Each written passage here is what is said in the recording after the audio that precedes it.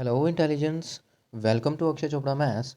आज की हम वीडियो में 10th क्लास स्टैंडर्ड मैथ्स का 2023-24 का एक पेपर डिस्कस करने वाले हैं, जो कि पेपर है वेस्ट चेन्नई सहोदया क्लस्टर एग्जामिनेशन।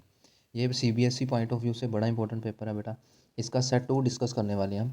आज हम इसका सेक्शन ए डिस्कस करेंगे बेटा। इससे पहले जितने भी हम previous year question papers discuss कर चुके हैं ना, मैं सबका लिंक आपको डिस्क्रिप्शन में प्रोवाइड कर दूंगा, तो आप डिस्क्रिप्शन में ज़रूर विजिट करना ताकि आप पुराने पेपर्स भी चेक कर सको। ये सेक्शन ए से शुरुआत करते हैं। First question is the condition for which the pair of equations a x plus 2y equals to 7 and 3x plus b y equals 16 represent parallel lines. कौन सी लाइन रिप्रेजेंट कर रहा है बेटा? पैरेलल। तो पैरेलल में क्या होता है, पहले दो रेशो सेम होते हैं, तीसरी सेम नहीं होती। यानी a/3, अगर मैं इसको देखूँ तो ये बन जाएगा a/3 किसके इक्वल आना चाहिए सॉरी 2/b किसके इक्वल आना चाहिए? 2/b। अब देखो यहाँ पे किसके इक्वल नहीं होगा? 7/16 के। ओके, इसके इक्वल नहीं होगा 7/16 के। अब मैं देखने के लिए क्या कह रहा था बेटा, ये देखो जो भी आपकी ऑप्शन है वो इक्वल टू साइन की है। बात को समझ गए ना? तो यानी कि हम भी यहाँ पर फर्स्ट 2 एंट्रीज को ही कंसीडर करेंगे, थर्ड एंट्री को कंसीडर नहीं करेंगे। तो इसको जब क्रॉस मल्टीप्लाई करा तो ए बी इक्वल टू 6 आ गया ना, तो यही अपना आंसर बन जाएगा। ठीक है, तो a b equal to 6 will be our answer which is option number b. Now looking towards the question number second, in the given figure the graph of the polynomial p x, the number of zeros. कितनी zeros हैं बेटा? Zeros क्या होता है अभी? Graph कितनी बार इस x axis को कट कर रहा है? तो 1 2 3, 3 बार कट कर रहा है, तो 3 ही आपका आंसर हो जाएगा। Okay, now the third option is if HCF and LCM of two numbers are respectively n-1 and this। अच्छा, ये HCF है और ये पूरा LCM दे रखा है। Then the product of the two numbers. अच्छा, अब आपको बेटा पता है कि प्रोडक्ट ऑफ टू नंबर्स क्या होता है? Product of HCF and LCM ही तो होता है, फर्स्ट चैप्टर में यही तो किया। ठीक है, यानी इन दोनों की सिंपल प्रोडक्ट कर दो। ये प्रोडक्ट करेंगे तो एक n-1 आएगा। देख लो n-1 कहाँ पे है, ये रहा। एक तो n-1 इधर ही है, आगे क्या बचा? n² - 1, n² - 1 ये रहा। ठीक है, और n²। अच्छा बेटा, ये ऑप्शन नंबर सी बन जाएगा। पता कैसे? ये देखो n-1, n² - 1 और n² - 4। मैं इधर लिख देता हूँ। आपने ये पढ़ा हुआ है कि HCF इंटू LCM की जो प्रोडक्ट है वही तो दोनों नंबर्स की प्रोडक्ट होती है। ठीक है, तो यानी कि दोनों नंबर्स की जो प्रोडक्ट है वो क्या आ जाएगी? एक n-1 था अपने पास HCF, और जो LCM था वो क्या है? n² - 1 into n²-4। अच्छा, अब ऑप्शन ये नहीं दे रखी। ऑप्शन में देखना कैसे उसने ट्रिक यूज़ करी है। इसको n-1 इंटू n+1 लिख दोगे आप। ये वाली जो सेकंड ऑप्शन थी, इसको n-1 इंटू n+1 लिख दोगे ना। अब देखो n-1 की पावर 2 हो गई ना। ओके, और एक बच गया n+1 और n²-1, ये उसने दे रखी है सी ऑप्शन। मेरी बात को समझ गए? बच्चे क्या करेंगे, इसी को देखते रहेंगे, वो बोलेंगे ये चारों ऑप्शन में है ही नहीं, तो क्वेश्चन गलत है या अपना सोल्यूशन गलत है। लेकिन उसने ऐसे थोड़ा सा उसको सोल्व कर दी, ठीक है, आपको कंफ्यूज करने के लिए। अच्छा चलिए, अब फोर्थ क्वेश्चन की बात करते हैं। If the mid point of the line segment forming the points a and b then the coordinates of p. अच्छा, इसका मिड पॉइंट बताना है क्या? अच्छा बेटा, मिड पॉइंट बताना तो बिल्कुल आसान है, आपको पता ही है। मिड पॉइंट का मतलब क्या होता है? दोनों के एक्स कोऑर्डिनेट को प्लस करो, यानी कि -2 और -6 क्या बन गया? -8 ना। -8 का हाफ क्या हो जाएगा? -4। तो -4 फर्स्ट ऑप्शन में है, और कहीं -4 है ही नहीं, तो ए ऑप्शन ही बनेगा। मेरी बात को समझ गए? मिड पॉइंट यही करते हैं ना हम, दोनों के एक्स कोऑर्डिनेट को प्लस करा, डिवाइड बाई 2। दोनों के वाई कोऑर्डिनेट देखो, इनको प्लस करेंगे तो 8 - 4 दैट इज़ 4। 4 को 2 से डिवाइड करा तो 2 बन गया, तो -4 तो आंसर आ गया। ये तो मतलब लिखने वाली कोई बात है ही नहीं। ठीक है, चलिए फिफ्थ क्वेश्चन देखते हैं। The value of p for which these three terms are in a p. ये तीनों ए पी की कंसेक्यूटिव टर्म्स है। देख लो, एक्स 2x प्लस पी और 3x प्लस 6। क्या क्या बेटा? एक्स 2x प्लस पी और 3x प्लस 6, ये तीन है। ओके, अच्छा अब ये तीनों ए पी की टर्म है ना, तो ए पी में आपको पता है कि A2 - A1, ये रहा A2, और ये रहा -A1 किसके बराबर होता है? A3 माइनस ये रहा A2, ये इस तरह से।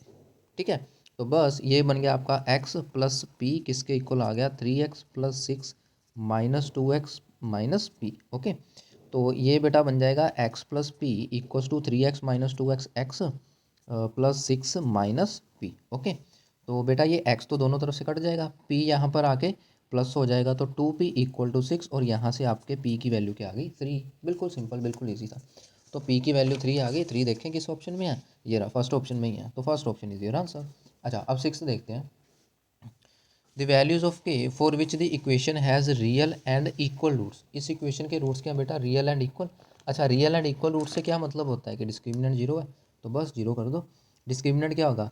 एक minute, 4x² plus kx plus 9, पहले इसको लिख लेते हैं, वेट अ मिनट। हाँ, 4x² ये ना, 4x² plus kx plus 9 equals to zero. अच्छा, अब इसका डिस्क्रिमिनेंट जीरो है, तो डिस्क्रिमिनेंट का मतलब क्या हो गया? b² माइनस 4ac की वैल्यू जीरो है, यानी कि ये b² रहा, ये रहा 4 मल्टीप्लाई a भी 4 है और c की वैल्यू 9 है इक्वल टू जीरो। तो यानी कि k² की वैल्यू क्या आ गई बेटा? 4 इंटू 4, और ये 9 को क्या लिख सकता हूँ मैं? 3 इंटू 3, यानी k की वैल्यू क्या आ गई बेटा? एक 4 कॉमन और एक 3 common, that is k equal to plus minus 12। Okay, तो plus minus 12 will be your answer. तो हाँ, ये रहा ऑप्शन नंबर बी में। अच्छा, 7 देखते हैं बेटा।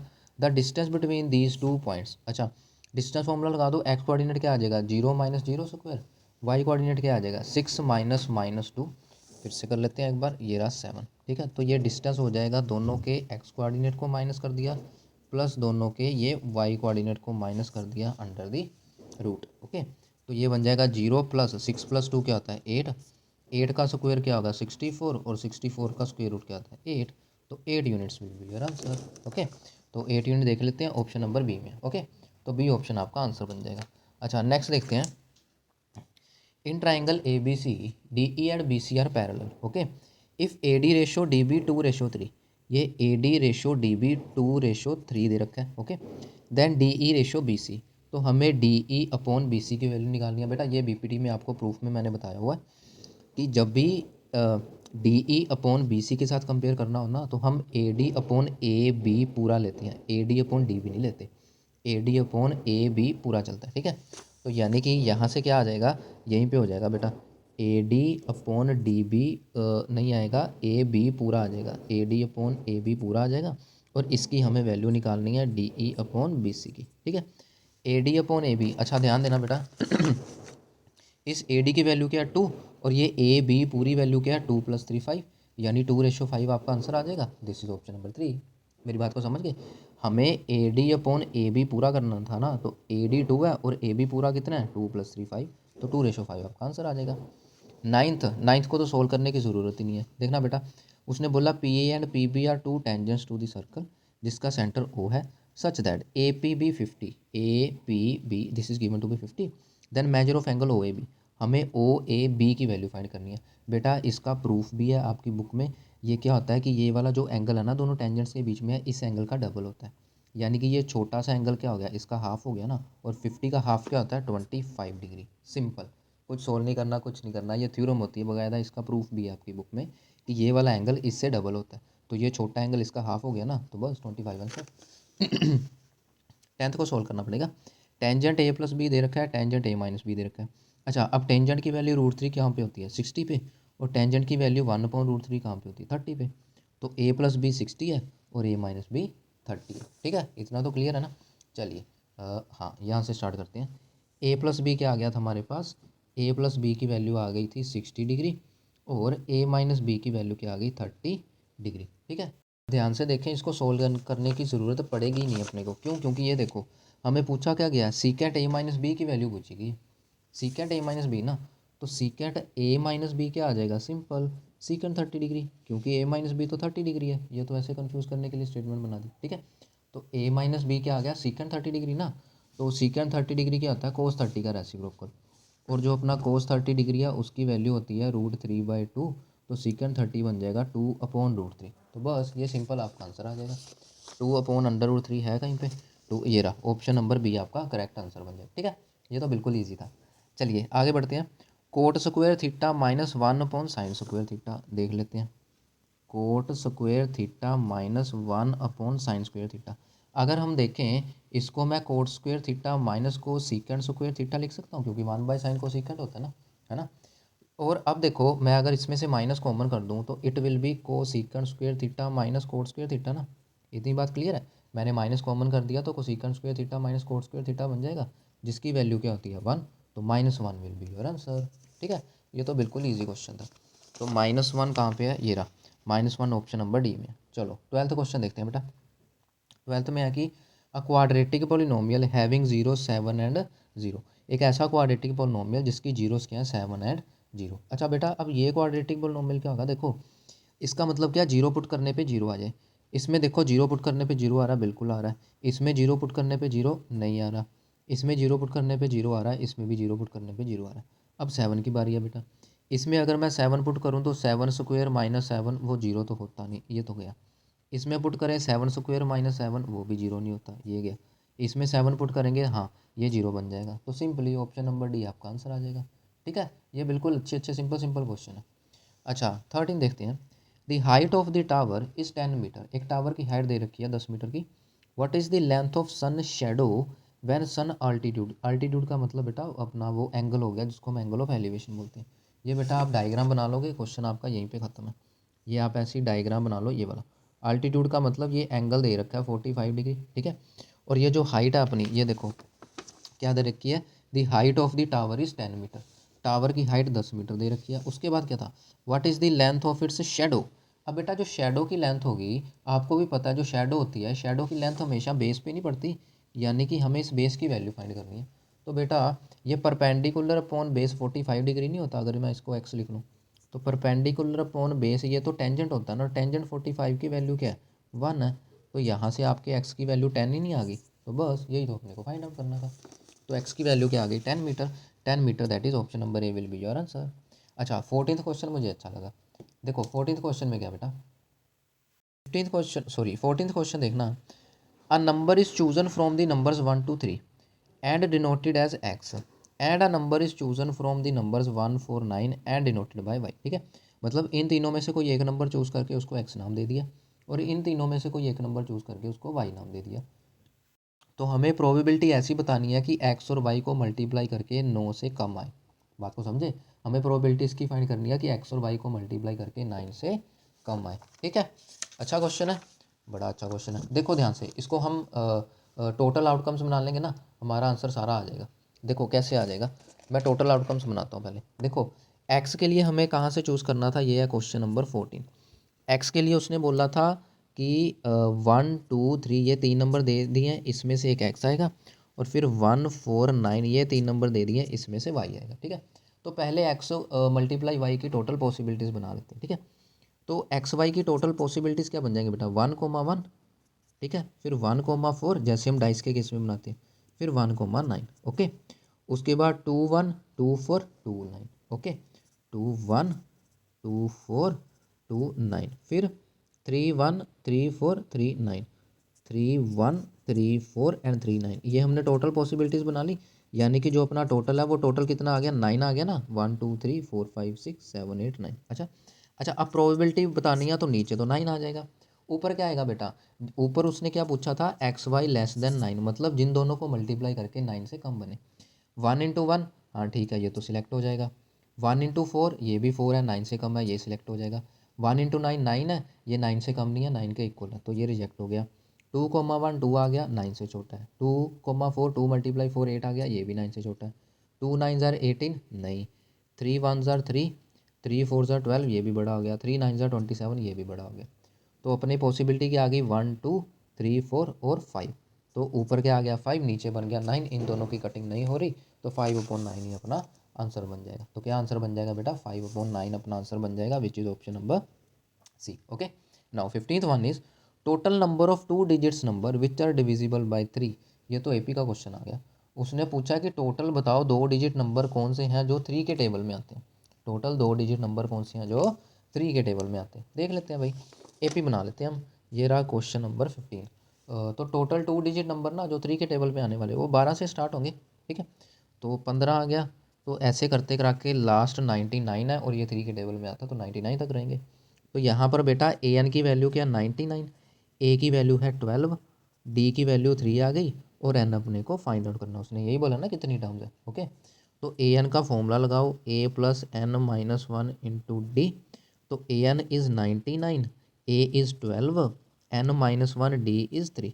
तो 99 में से 12 को माइनस करा, तो 99 minus 12 equal to N minus 1 into 3। Paper में आपने इतना एक्सप्लेन नहीं करना क्योंकि एमसीक्यू है, तो शॉर्टकट में कैलकुलेशन कर सकते हो। ठीक है, तो 99 में से 12 माइनस करेंगे तो क्या आ जाएगा 87। ठीक है, एन माइनस 1 इंटू 3, 87 को 3 से कर देंगे डिवाइड, तो वो n-1 आ जाएगा। 87/3 क्या आ गया, 3 2 ज़ार 6, 27, 3 9 ज़ार 27, n-1।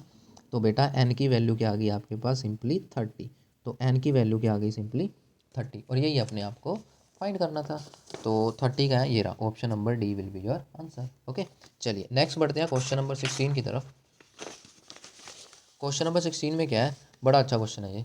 वो बोल रहा है एक बाईसाइकिल का व्हील है दैट मेक्स 5000 रेवोल्यूशन। वो साइकिल का पहिया कितनी बार घूमा बेटा, 5000 बार घूम के उसने कितना डिस्टेंस कवर करा, 11 किलोमीटर का। Then the diameter of the wheel, wheel गोल होता है कि नहीं, तो वो कहता सर्कल शेप में है, तो उसका डायामीटर बता दो क्या होगा। अच्छा अब बेटा ध्यान से देखना जरा, 5000 रेवोल्यूशन है। अच्छा देखो आंसर जो है वो सेंटीमीटर्स में है, ध्यान से देखो चारों ऑप्शन आंसर सेंटीमीटर में है, यानी इस किलोमीटर को भी हमें सेंटीमीटर में कन्वर्ट करना पड़ेगा। तो देखो 5000 रेवोल्यूशन क्या 11 किलोमीटर कवर कर रहा है।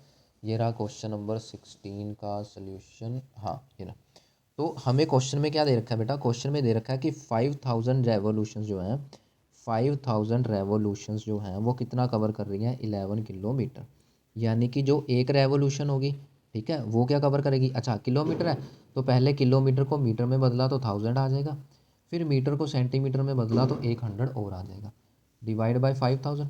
समझे, ठीक है। अच्छा अब बेटा एक रेवोल्यूशन कितने किसके बराबर होती है, जो अपना व्हील होता है ना उसकी एक रेवोल्यूशन क्या होती है। जैसे ये देखो, ये व्हील अपना यहाँ से चला, तो ये घूम गया घूम गया घूम गया, यहाँ से घूम के ये इधर आ गया वापस।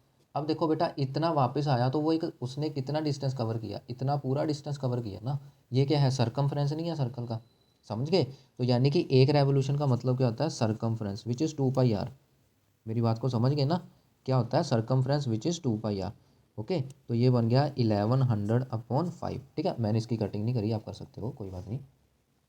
तो यानी कि यहाँ से रेडियस क्या आ जाएगा, 1100 डिवाइड बाई 5, और ये 2π आ गया नीचे। ठीक है, इसकी कर दो कटिंग, ये बन जाएगा 5 2 ज़ार 10, फिर 5 2 ज़ार 10 220। तो रेडियस आ गया 220 मल्टीप्लाई 1/2 मल्टीप्लाई पाई कितना आ गया बेटा, 1/पाई हो गया 7/22 ना, क्योंकि 22/7 होता है। ठीक है, तो ये 22 से 22 कट गया, और ये 2 से कट गया 5। तो आर की वैल्यू क्या आ गई, 35। ओके, तो 35 देखते हैं कौन सी ऑप्शन में है।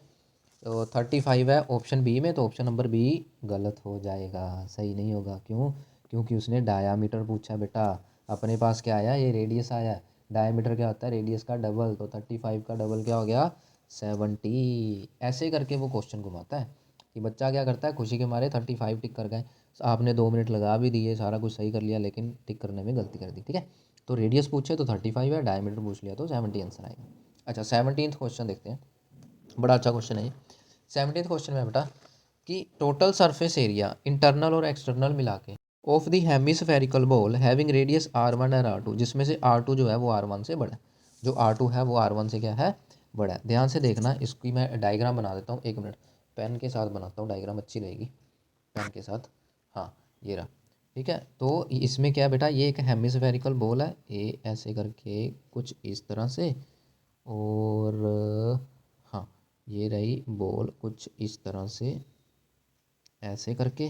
ठीक है, उस बॉल के अंदर एक दूसरी बॉल है ऐसे करके कुछ ऐसे करके। ठीक है, उसको नीचे ऐसे से नहीं बनाया हुआ, आप बनाओ, आप चाहो तो बना सकते हो, कोई ऐसी बात नहीं है। ये रहा, समझ गए। ठीक है, ये जो छोटा रेडियस है दैट इज़ r1। ओके, और यहाँ से ये जो बड़ा रेडियस है दैट इज़ r2। इतनी बात क्लियर है, r2 r1 से बड़ा है, उसने बोला हुआ है कि जो r2 है that is greater than r1। समझ गए इस बात को। ठीक है, अच्छा हमें टोटल सरफेस एरिया चाहिए। अब टोटल सरफेस एरिया क्या होगा, दोनों का प्लस होगा ना। अच्छा अब देखो जो बड़े वाला सेमी सर्कल है अपना, उसका एरिया क्या हो गया, 2πr2²। बात को समझ गए, प्लस ये जो छोटे वाला इसका एरिया क्या हो गया, 2πr1² ना। लेकिन बेटा बीच में एक रिंग भी तो बन रही है, मैं इसको ऐसे करके दोबारा से फिर से बना देता हूँ शॉर्ट में। ये देखो बेटा, ये रहा एक, ये रहा, ये बेटा बीच में एक रिंग भी तो बन रही है, तो इसका एरिया माइनस भी तो होगा ना। ठीक है, जब इसका एरिया माइनस होगा तो ये क्या बन जाएगा, बड़ा रेडियस माइनस छोटा रेडियस, ये आपकी बुक में क्वेश्चन है, ऐसे होता है रिंग का एरिया। ठीक है, तो ये बन जाएगा 2πr2² plus 2πr1² minus πr2² plus πr1²। बात को समझ गए। ठीक है, तो ये πr2² एक कैंसिल हो जाएगा, तो πr2² बचेगा, जबकि ये ऐड हो जाएगा 3πr1² बन जाएगा। ठीक है, तो पाई आर वन स्क्वायर 3 बार है और पाई आर टू स्क्वायर 1 बार है। ये रहा, पाई आर वन स्क्वायर 3 बार है और पाई आर टू स्क्वायर 1 बार है। ठीक है, तो 18th क्वेश्चन पे बढ़ते हैं अब। The pair of the equations this and this has, बताना है कौन सा सोल्यूशन है। तो बेटा a1/a2 1/-3 आ गया, ये तो मैं यहीं पे कर देता हूँ, ये रहा, ऐसे कर देता हूँ 1/-3। दूसरा क्या बेटा 2/-6, 2/-6 ये भी 1/-3 होगा। थर्ड क्या बेटा 5/1, ये आ गया 5/1 जो कि इसके इक्वल नहीं है। ठीक है, और ये तो अभी हमने पिछले क्वेश्चन में भी करा है कि पहले दोनों सेम आ गए, तीसरा सेम नहीं आया, तो उसका मतलब क्या होता है, उसका मतलब होता है बेटा no solution, that is parallel lines. उसको क्या बोलते हैं, पैरेलल लाइंस बोलते हैं। ठीक है, चलिए आगे देखते हैं असर्शन रीज़न। क्वेश्चन नंबर 19 से is in the question number, चलो छोड़ो, ये रहा असर्शन क्या है, the 11th term of the A P is 7 9 11 13 is 27। इसकी वो कह रहा है 11th टर्म क्या 27 है। ठीक है बेटा, सोल्व करना है। अभी पहले रीज़न देख लेते हैं, क्या पता रीज़न गलत ही हो। S N is the sum of first N terms then its nth term A N is given by this formula. हाँ बेटा, ये रीज़न गलत कर दिया, क्योंकि जो nth टर्म होती है वो होती है Sn-1, इसने प्लस का साइन डाला हुआ है, तो यहाँ रीज़न गलत है, असर्शन ठीक है। रीज़न गलत है, असर्शन ठीक है, तो ये रहा, ये रहा, रीज़न गलत है, असर्शन ठीक है, ऑप्शन नंबर 3। अच्छा बेटा, अब आप बोलोगे सर आपने असर्शन तो सोल्व नहीं करी। बेटा ध्यान से देखो, दोनों स्टेटमेंट फॉल्स हैं, ऐसी कोई ऑप्शन नहीं होती हमारे पास। दोनों में से एक ना एक स्टेटमेंट तो गलत होगी। पहली क्या है कि दोनों ठीक है और वो करेक्ट एक्सप्लेनेशन है। दूसरी क्या है, दोनों ठीक है लेकिन करेक्ट एक्सप्लेनेशन नहीं है। तीसरी में क्या है, रीज़न फॉल है, असर्शन ठीक है, फिर असर्शन फॉल्स है, रीज़न ठीक है, यानी दोनों गलत है, ऐसी तो कोई पॉसिबिलिटी है ही नहीं। तो जब हमने गलत ऑप्शन देख ली तो ठीक वाली दूसरी ऑब्वियसली ठीक ही होगी, चेक करने की जरूरत ही नहीं है। बात को समझे, ये एक शॉर्टकट वे होता है। अब आपको ये सोल्व नहीं ना करना पड़ा, आप सोल्व करने से बच गए ना। ठीक है, तो यहाँ से पता चल गया कि ये ठीक ही होगा। चलो 20 देखते हैं। The largest sphere is carved out of a cube of side 7 centimetre then the volume of the sphere. बेटा ये बड़ा ही लंबा चौड़ा क्वेश्चन है, इसकी हेल्प से हम क्या करेंगे, वॉल्यूम ऑफ द स्फीयर देखो। स्फीयर का वॉल्यूम क्या होता है 1/3πr²। बिल्कुल गलत, क्यों, क्योंकि स्फीयर का वॉल्यूम होता है 2/3πr³। अब फिर से वही बात आ गई, रीज़न गलत है तो ऑब्वियसली असर्शन ठीक ही होगा, तो इसका भी ऑप्शन नंबर सी बन जाएगा। ठीक है स्टूडेंट्स, तो ये थे आपके असर्शन रीज़न और एमसीक्यूज़ के क्वेश्चंस। नेक्स्ट वीडियो में हम मिलेंगे सेक्शन बी के साथ, और बार बार कह रहा हूँ कि जितने भी हम प्रीवियस ईयर डिस्कस कर चुके हैं सब मैं डिस्क्रिप्शन में मेंशन कर दूंगा, आप वहाँ से जाकर ज़रूर चेक करना। ओके स्टूडेंट्स, तो मिलते हैं नेक्स्ट वीडियो में। Till then goodbye and take care.